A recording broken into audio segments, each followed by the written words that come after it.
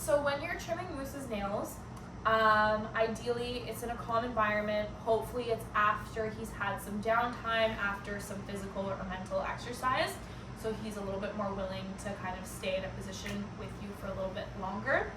I asked him to down already, so the only requirement for him right now is he just needs to stay laying down until I release him. And then once I'm ready to start, I have my nail clipper in my hand.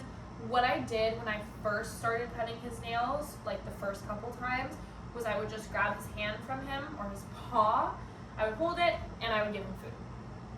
And then eventually I would like hold his paw, touch it to his nails, and like see how like he kind of has a reaction on the first couple. Just wait for that to be a little bit less of a situation, and then I give him some food.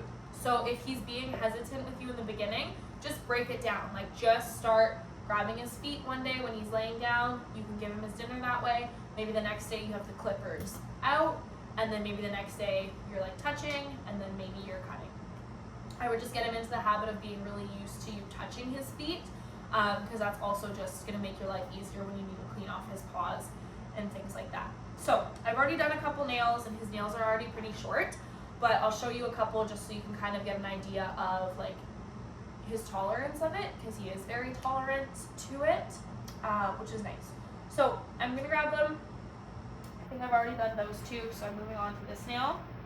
Typically when I'm doing this, I don't really talk at all, except for like maybe the occasional like, good boy, good job, keep doing that.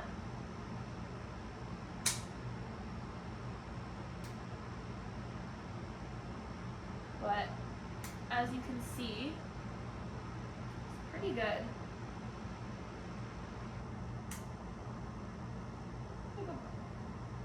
Okay, so that's one paw done, so I'll give him some food.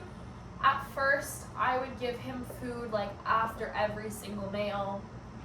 Now he can like sit through a whole paw. He's like fine. I actually don't really think he needs the food, but it's just nice to again like create that positive association.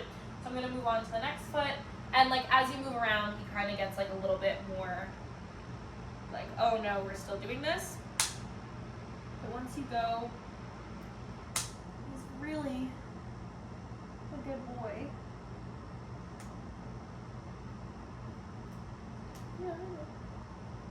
And like there, I don't know if you saw, he like brought his nose to his paw and then like kind of tried to pull away, and I just like didn't hold on any tighter. I just like kept holding the way that I was, and he pretty much gave up and was just like, oh, okay, this is happening.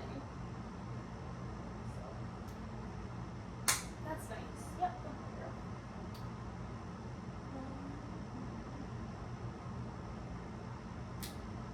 So yeah, I'm like not giving him really any commands, any cues. He's just laying down and doing what I need to do.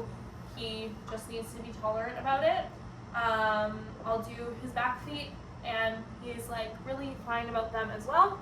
He doesn't really act any different about them. Again, same thing, just like me switching paws is weird for him, but then he's a really good boy about it. Yeah, it's fine.